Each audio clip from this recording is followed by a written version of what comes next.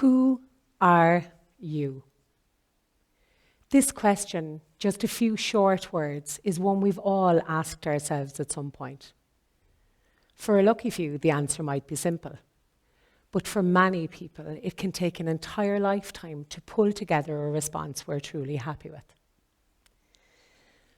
My name is Sharon McCarthy, and I am many things. I'm a mother of 6, an author, a lecturer, and a friend. I'm also a person who is both autistic and an ADHDer.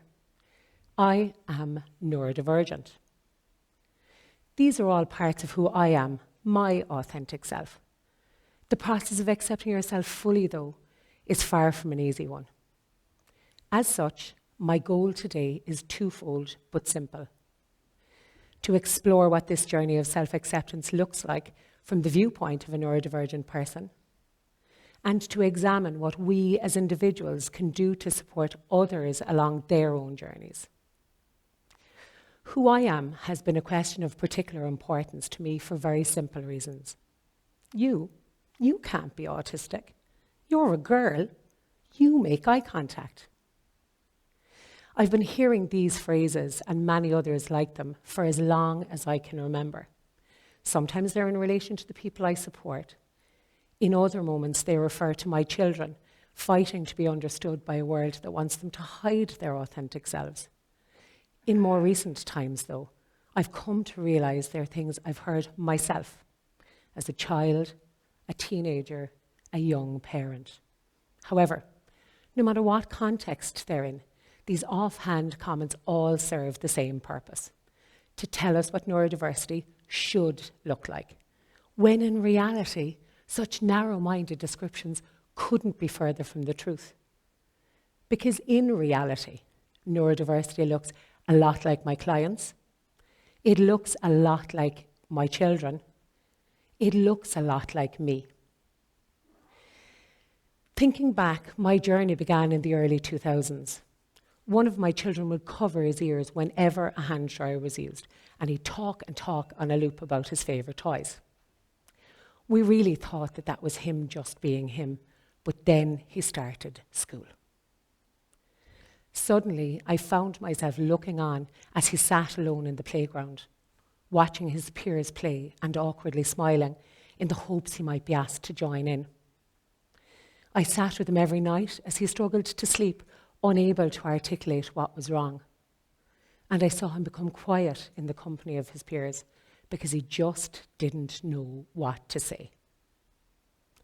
Yet, because he uses words to communicate, it took more than 3 years to access an assessment that confirmed an autism diagnosis.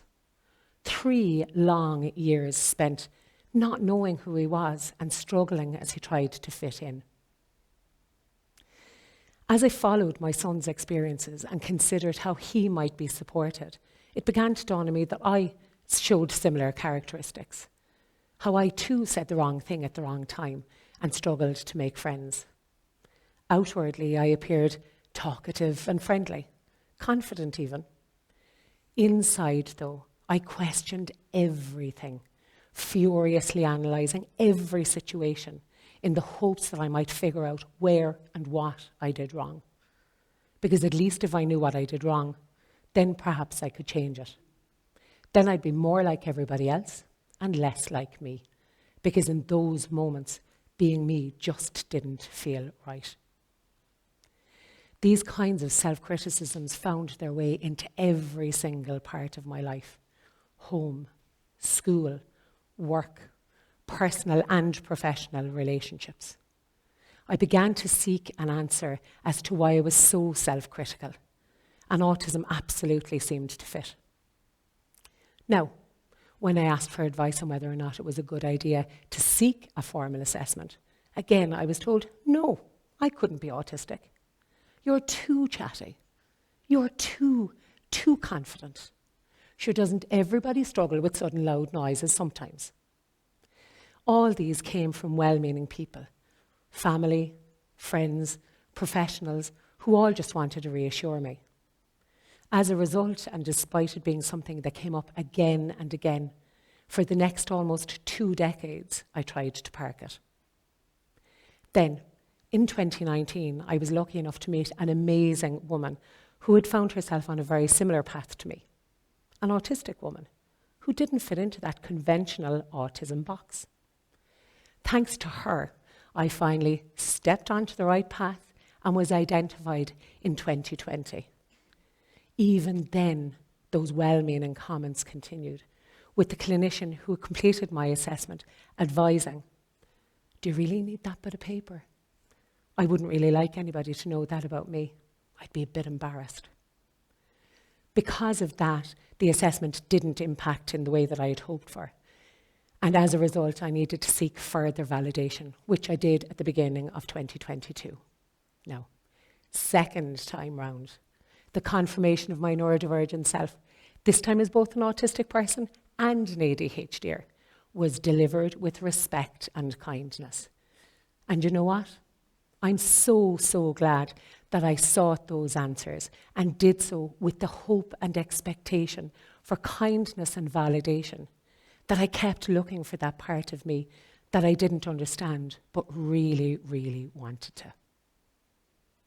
Now, I know I'm not the only person who has ever asked this question of themselves, nor will I be the last. Given that, I want you to take a moment and think about the terms autism and ADHD. What's the first thing that pops into your head when you hear them?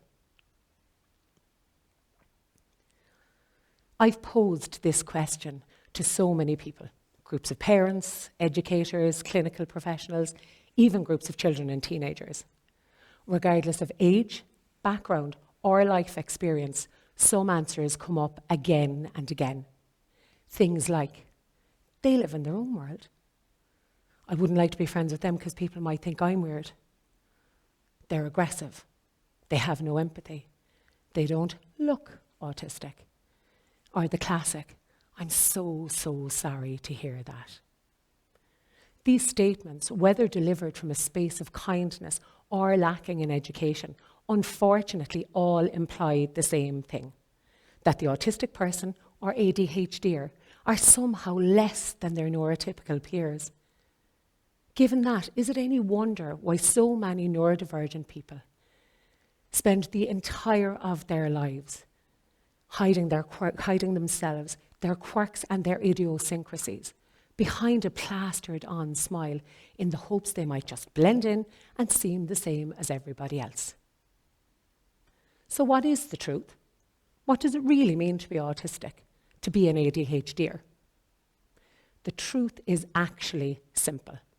First, not every autistic person is a genius, nor does every ADHDer bounce off the walls.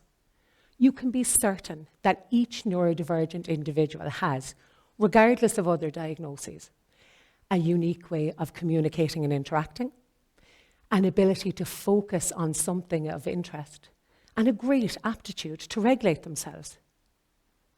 Like anybody else, we have the capacity for honesty, for kindness, for empathy and abundance. And we have a huge ability in connecting with other people. I put it to you that we should, in fact, be ready to empower each neurodivergent individual to embrace their authentic, amazing selves. Now, I know it seems easy for me to tell other autistic people or ADHDers to step into who they are. Trust me, I know how big an ask that is. There is a constant lack of accessibility because of a lack of information and a lack of education, on top of the societal pressure to present yourself as normal, whatever that is.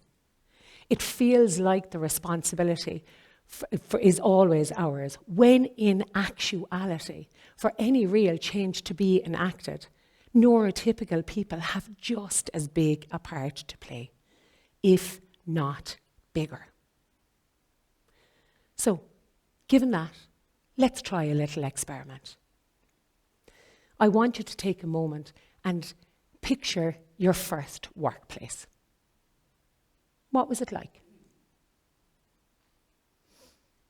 Was it spacious or cramped? Were you involved in a team, or did you work alone? Was it loud? Busy? Was it bright? How did you feel going to work every day? Consider the things that might have made your workplace inaccessible to a person who has specific sensory triggers. Bright lights, loud noises, uncomfortable clothing.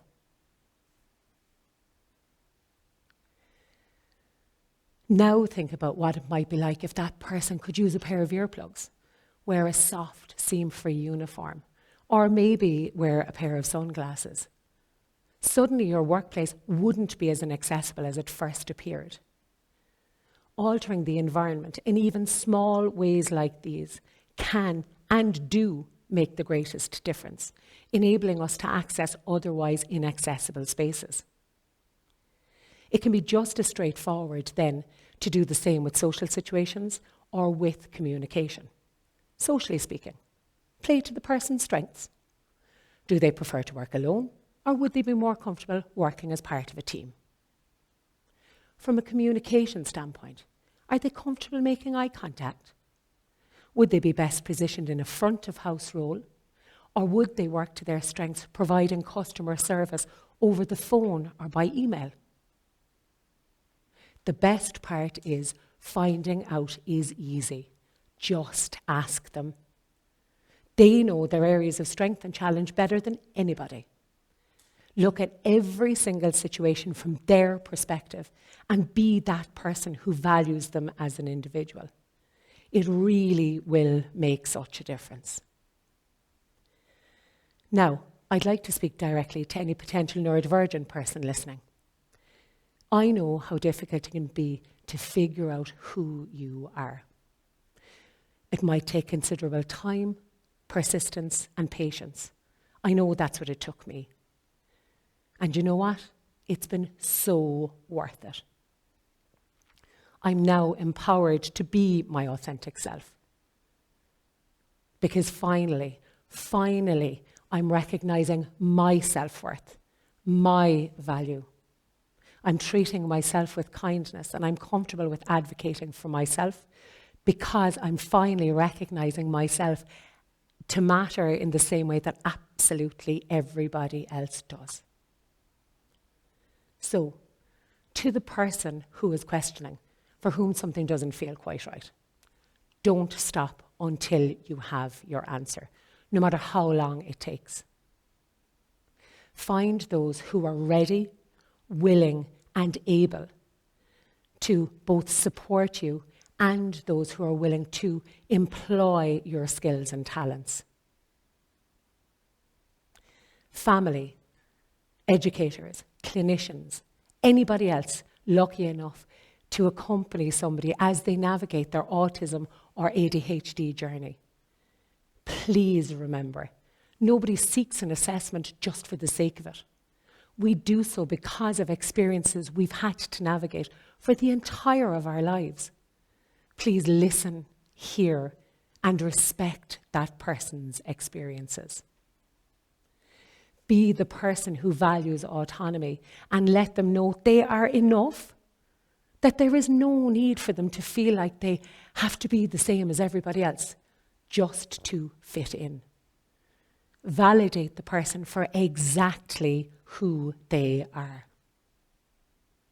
Create safe, accessible, and comfortable spaces to empower people to step into who they are and to be their authentic, autistic, or ADHD selves without fear of judgment. Give them any necessary support and every opportunity to flourish. Now is the time to create a world where people are empowered at every single turn to feel proud and to be accepting of themselves for their authentic, neurodivergent self. Thank you on their behalf.